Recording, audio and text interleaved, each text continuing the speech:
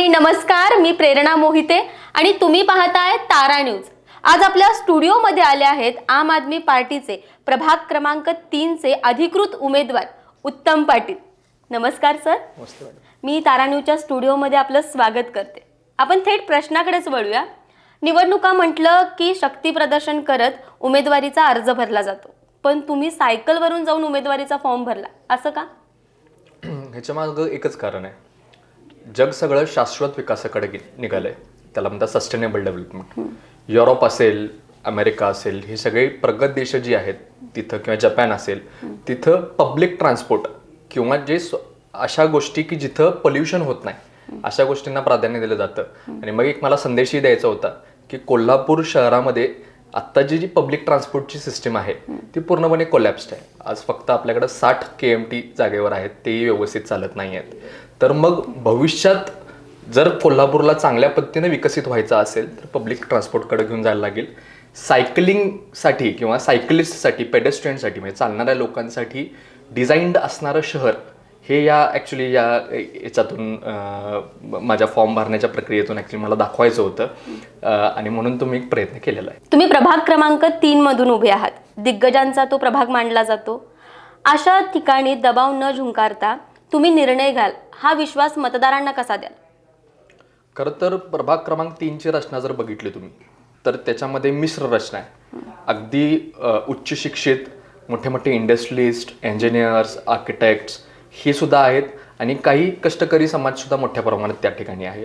पण ह्या दोघांचा समन्वय साधून कोल्हापूर सिटीच्या अनुषंगानं त्यांना कशा पद्धतीनं सेवा सुविधा देता येतील, बेसिक गोष्टी तर आहेतच। आता कोल्हापूर शहरामध्ये जेव्हा अमृत योजना आली, अमृत योजनेच्या माध्यमातून तिथं पाईपलाईन टाकणे असेल, ड्रेनेज लाईन टाकणे असेल, ही कामं झालेली आहेत। पण ती कामं झाल्यानंतर म्हणजे खुदाई होते, ती ड्रेनेज केली जाते, पण त्याचं रेस्टोरेशन ज्याला म्हणतो आपण ते केलं जात नाही। त्यामुळे खूप मोठ्या प्रमाणात हा प्रॉब्लेम आम्हाला Ruikar colony, Shivaji park, Mahadik colony या सगळ्या परिसरामध्ये तो फेस व्हायला लागला आहे। तर त्याच्यावरती मला काम करायचं आहे।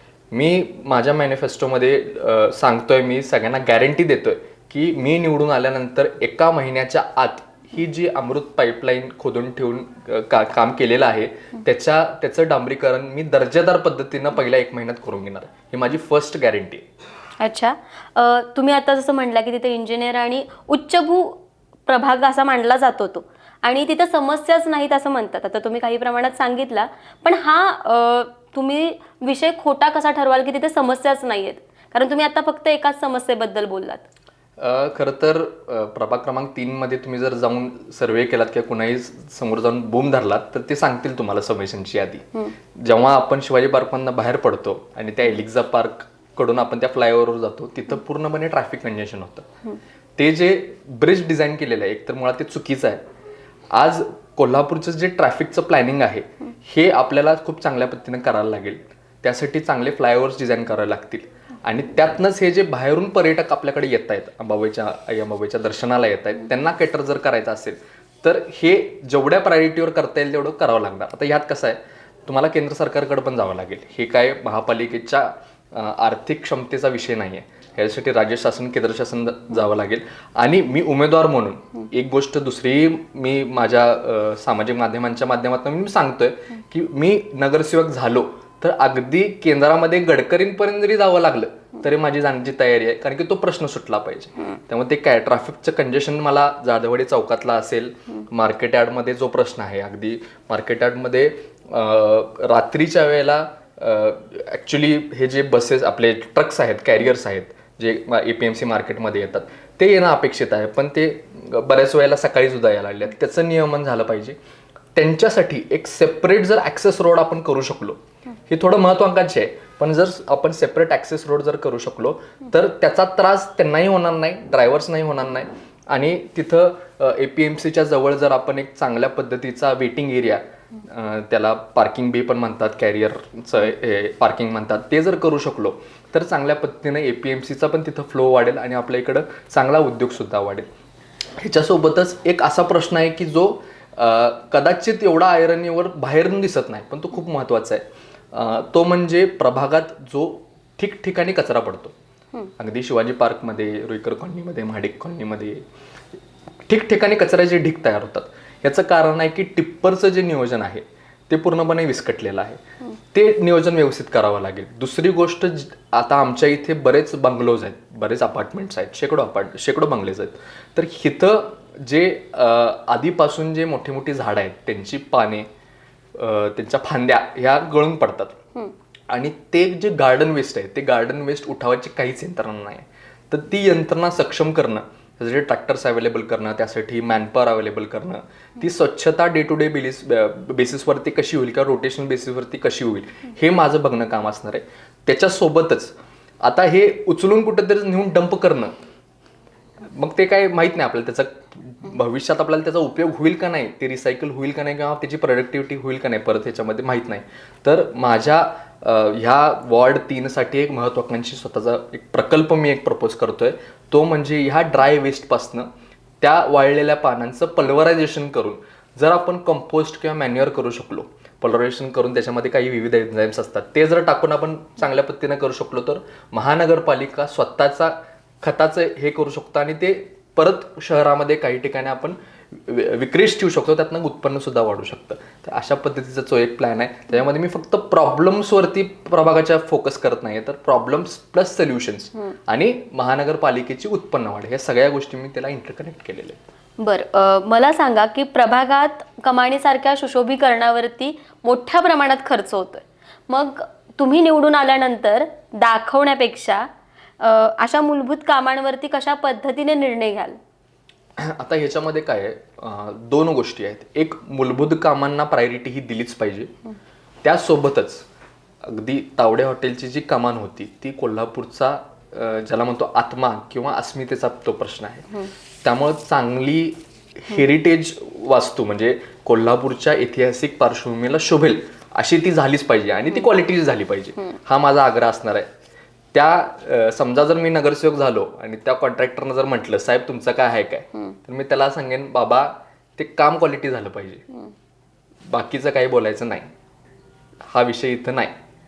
हे थनकावून सांगण्याची धमक सुद्धा माझ्याकडे आहे. अच्छा, म्हणजे तुम्ही सतत टक्केवारीबद्दल बोलत असता की मला टक्केवारी संपवायची आहे किंवा त्याबद्दल काय बोलाल? आम आदमी पार्टीचं ते एकमेव धोरण आहे महानगरपालिकेमध्ये जी टक्केवारी चालते. त्याच्यामुळं कोल्हापूरचं इन्फ्रास्ट्रक्चर पूर्णपणे खराब होत आहे, निकृष्ट दर्जाचं बनत आहे. आणि ह्याला जर काउंटर करायचं असेल तर भूमिका मांडली पाहिजे की मी टक्केवारी घेणार नाही, मी कमिशन घेणार नाही, अशा पद्धतीची भूमिका ही ठामपणे करतोय. त्याच प्रश्नावर परत एक गोष्ट सांगायची आहे मला. जेव्हा एखादा बँगलोरवरून किंवा पुण्यावरून जर एखादा टुरिस्ट किंवा कुणी कोल्हापूरची एंट्री करत असतोय त्यावेळेला तो चौक लागतो, तावडे हॉटेलचा चौक, तो आज पूर्णपणे अनऑर्गनाइज्ड आहे. त्या चौकाला सुशोभीकरणाची अत्यंत गरज आहे, ऑर्गनाईज करण्याची गरज आहे. तुम्हाला माहीत असेल मागच्याच आठवड्यात तिथे एक ॲक्सिडेंट झाला. हे जर आपण करू शकलो, तिथलं जे बस स्टॉप आहे त्याला छानपैकी डेकोरेट करणं, कारण की बरेच तिथं बस पिकअप होतात, त्याला चांगलं लँडस्केपिंग करणं. कोल्हापुरात एंट्री करतोय म्हटलं तर समोरच्याला असं वाटलं पाहिजे की चांगल्या शहरामध्ये, चांगल्या दर्जेदार शहरामध्ये, हेरिटेज सिटीमध्ये एंट्री करतोय. तर हा सुद्धा एक माझा महत्त्वाकांक्षी प्रोजेक्ट आहे. त्यासाठी मी राज्य शासनाबरोबर फॉलोअप घेईन आणि जेवढा महापालिकेतला निधी त्या कामांसाठी लावता येईल तो सुद्धा मी लावायचा प्रयत्न करेन. अगदीच, तुम्ही ट्रॅफिक बद्दल बोलला, बाकीच्या गोष्टी बोलताय, पण दरवर्षी पावसाळा येतो आणि प्रभाग क्रमांक 3 मध्ये पूर हा दुर्लक्षित राहिलेला विषय असं वाटत नाही का? त्याच्यावरती काय ठोस निर्णय घ्याल? खरं तर तुम्ही बरं झाला हा प्रश्न विचारला, कारण की कुठलेच उमेदवार या गोष्टीवरती बोलत नाही आहेत. पंचगंगा नदीचं जे पात्र आहे त्याला लागून आमच्या इथं प्रभाग क्रमांक 3 मध्ये असा बराच परिसर येतो. म्हणजे बापट कॅम्प मधली कुंभार गल्ली, इकडे निगडेवाडी रोडला जी घरं आहेत हायवेच्या शेजारी, त्याच्यामध्ये एका बाजूला मसुटे मळा आहे, मनाडे मळा आहे, तिथं याचं पुराचं पाणी घुसतं. आता खरं तर नगरसेवक म्हणून एक गोष्ट मला आवर्जून करायची आहे, महानगरपालिकेला जो पुढचा प्रोजेक्ट येणार आहे MDRP ज्याला म्हणतो आपण, तो अगदी वर्ल्ड बँकेकडनं त्याला फंडिंग मिळालेलं आहे. तर त्या माध्यमातनं कोल्हापूर शहराचा जो हा पुराचा प्रश्न आहे ज्याचा फटका माझ्या वॉर्डला बसतोय, त्यातनं जर काही मिटिगेशन करता आलं आम्हाला, ॲक्च्युली त्याच्यामध्ये काही इंटरव्हेन्शन्स त्यांनी त्या प्रोजेक्टमध्ये दिलेले आहेत, पण त्याचा अभ्यास करून ते चांगल्या पद्धतीनं जोपर्यंत आपण राबवत नाही तोपर्यंत हा प्रश्न मिटणार नाही आहे. पुराच्या वेळेला स्थलांतरित व्हावं लागणार नाही किंवा जर स्थलांतरित व्हायची वेळ आलीच तर त्याचं अल्टरनेटिव्ह कसं करता येईल. बापट कॅम्पमधली एक गोष्ट सांगतो, आमचे बरेच कुंभार बांधव त्या ठिकाणी आहेत. त्यांच्या ज्या मूर्त्या आहेत, अचानक जर पाणी वाढलं तर त्या मूर्त्यांचं खूप मोठ्या प्रमाणात नुकसान 2019-2021ला आम्ही बघितलेलं आहे. ते होऊ नये म्हणून महानगरपालिकेची जर वेअरहाऊसेस आम्ही टेम्पररी काही करू शकलो आणि जर सांगू शकलो की तुमच्या मूर्त्या हलवायच्या असतील तर कुठं शेड बघू नका, तुम्हाला ही जागा दिलेली आहे, तुम्ही तिथं हलवा. अशा पद्धतीच्या छोट्या छोट्या गोष्टी आपण करू शकतोय. आज पूर्ण हायवेवरती जी डिझाईन आहे ते पूर्णपणे त्या पुलाचं डिझाईन चुकलेलं आहे, कामही थांबलेलं आहे. त्याचाही पाठपुरावा नगरसेवक म्हणून करावा लागेल. कदाचित ते अखत्यारीत नसेल पण त्यांनाच ते प्रश्न सुटणार आहे. जे साईडला पूर्णपणे मुरुम टाकला चाललोय आणि तिथं मोठ्या प्रमाणात बांधकामं व्हायला लागले, त्याचा फुगवटा व्हायला लागलाय. म्हणजे ती तुम्हाला स्टोरी माहीत असेल की कावळ्यानं जेव्हा त्या मडक्यामध्ये, पाण्यानं भरलेल्या मडक्यामध्ये तो हे टाकतो, दगड टाकतो, तसं पाणी वरती यायला लागले. तीच परिस्थिती कोल्हापूर शहराची आहे आणि ह्याच्यासाठी नगरसेवक म्हणून अभ्यासू पद्धतीनं मांडणी, त्याच कार्यक्षमतेनं त्याचं इम्प्लिमेंटेशन, एक्सपर्ट्सना घेऊन इम्प्लिमेंटेशन केलं तर हे सगळे प्रश्न आपण चांगल्या पद्धतीनं सोडवण्याच्या दिशेनं आपण पुढे जाऊ शकतो. अगदीच. तुम्ही उच्च शिक्षित आहात आणि तुम्ही म्हणताय की सुशोभीकरणही तितकंच गरजेचं आहे, पण मूलभूत गरजाही महत्त्वाच्या आहेत. तर ह्यामध्ये दोन्हीपैकी पहिला कुठल्या गोष्टींवरती तुम्ही भर देणार? ॲक्च्युली यात पहिला दुसरा असं काही नाही आहे, पण मूलभूत गोष्टी ह्या मूलभूत गोष्टीच असतात, कारण की त्या रोजच्या जगण्यातल्या आहेत. त्यामुळे ह्यातनं दोनमधनं चूज करायचं असेल तर मी मूलभूत गोष्टींनाच चूज करेन, पण दुसरी गोष्टी मागं सोडणार नाही, त्याच्या मागं लागत राहील. अगदीच. नगरसेवक म्हणून तुम्ही फक्त निधी आणणारे असणार की प्रशासनाला जाब पण विचारणार? मागच्या 5 वर्षातला आम आदमी पक्षाचा जर प्रवास बघितला तर आम्ही रस्त्यावरचे कार्यकर्ते आहोत. आज कुठल्याही पक्षानं महानगरपालिकेच्या गेटच्या समोर कुठल्याही प्रश्नासाठी आवाज उठवला नसेल तेवढा आम आदमी पार्टीने उठवलेला आहे. आणि प्रशासकीय यंत्रणेला सुद्धा माहिती आहे की आम आदमी पक्षाचा जेव्हा एखादा कार्यकर्ता, पदाधिकारी त्या ठिकाणी येतो, तो नुसता हवेत बोलण्यासाठी येत नाही किंवा चुकीच्या पद्धतीनं कधीही आम्ही अधिकाऱ्यांना त्या ठिकाणी ट्रीटमेंट दिलेलं नाही, कुठल्याही कर्मचाऱ्याला दिलेलं नाही. तुम्ही अप्रोक्ष त्यांना विचारू शकता. त्यामुळं एक आदरयुक्त पद्धतीनं नगरसेवकाची त्या ठिकाणी वचक असलं पाहिजे, ती भीती असली पाहिजे, हीच माझी भूमिका असणार आहे. कारण की ते माझ्या कल्चरला सूट होत नाही. मी ज्या एज्युकेशनल क्वालिफिकेशनला आहे किंवा मी ज्या कल्चरमध्ये वाढलेलो आहे ते चुकीच्या पद्धतीनं वचक ठेवणे किंवा अपशब्द बोलणे हे माझ्या संस्कृतीमध्ये नाही. पण अगदी कायद्याला धरून महानगरपालिकेच्या जो आपला ॲक्ट आहे, BPMC ॲक्ट, त्याला धरून मी 100% सगळ्या अधिकाऱ्यांवरती वचक ठेवेन आणि सभागृहात सुद्धा तेवढ्याच पोटतिडकीनं आणि अगदी अभ्यासू पद्धतीनं तो विषय मांडून कसा रेटता येईल त्या माझा प्रयत्न असतो. अच्छा. पक्षाच्या भूमिकेपेक्षा जनतेचे हितसंबंध महत्त्वाचे वाटले तर तुम्ही नेमका काय निर्णय घ्याल? खरं तर जनता ही सर्वोत्तर पर्याय.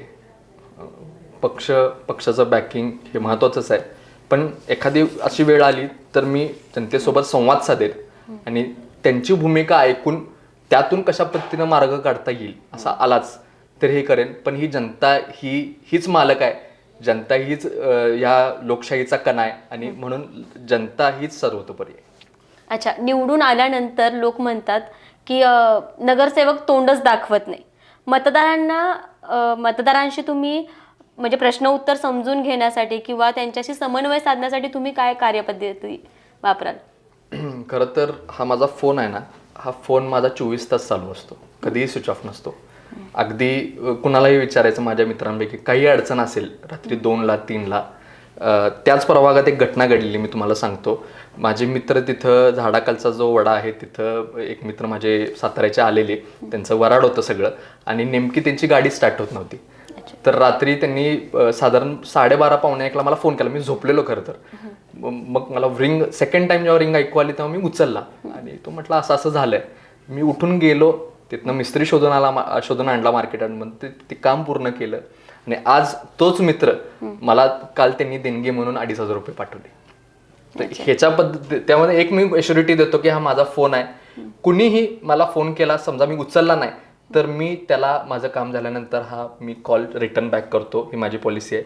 दुसरी गोष्ट, मी प्रत्येक मेसेजला, मग व्हॉट्सॲपवर करा, इंस्टाग्रामवर करा, कुठल्याही सामाजिक माध्यमांवर करा, तो मी वाचतो आणि मी त्याला रिप्लाय करतो. ही माझी कार्यपद्धती आहे. मी 24 तास उपलब्ध असणार एक कार्यकर्ता आहे. अच्छा. मला सांगा, तुम्ही निवडून आला नगरसेवक म्हणून आणि तुमचा 5 वर्षाचा कार्यकाल संपला तर प्रभाग क्रमांक 3 मधील जनतेने उत्तम पाटील यांना नेमकं कशा पद्धतीने लक्षात ठेवलं पाहिजे किंवा कोणत्या गोष्टीसाठी ओळखलं पाहिजे असं वाटतं तुम्हाला? फायटर म्हणून ओळखलं पाहिजे. आमच्यासाठी भांडणार आहे, आम्हाला पहिल्यांदा स्पेस देणार आहे, स्वतःचा विचार नंतर करेल, पण भागातल्या जनतेचा, कोल्हापूर शहराच्या जनतेचा कोणीतरी एक आवाज बनण्याचा मी प्रयत्न करेन आणि ती मला ओळख करायला आवडेल. नक्कीच सर. तुमच्या भावी वाटचालीसाठी तारा न्यूजतर्फे मी खूप साऱ्या शुभेच्छा देते. आणि आजचा हा थेट आणि रोखठोक संवाद तुम्हाला कसा वाटला हे मला कमेंट करून सांगायला विसरू नका. आणि जनतेच्या प्रश्नांवरती ठोस एपिसोड पाहण्यासाठी तारा न्यूजला सबस्क्राईब करा. धन्यवाद सर. थँक्यू.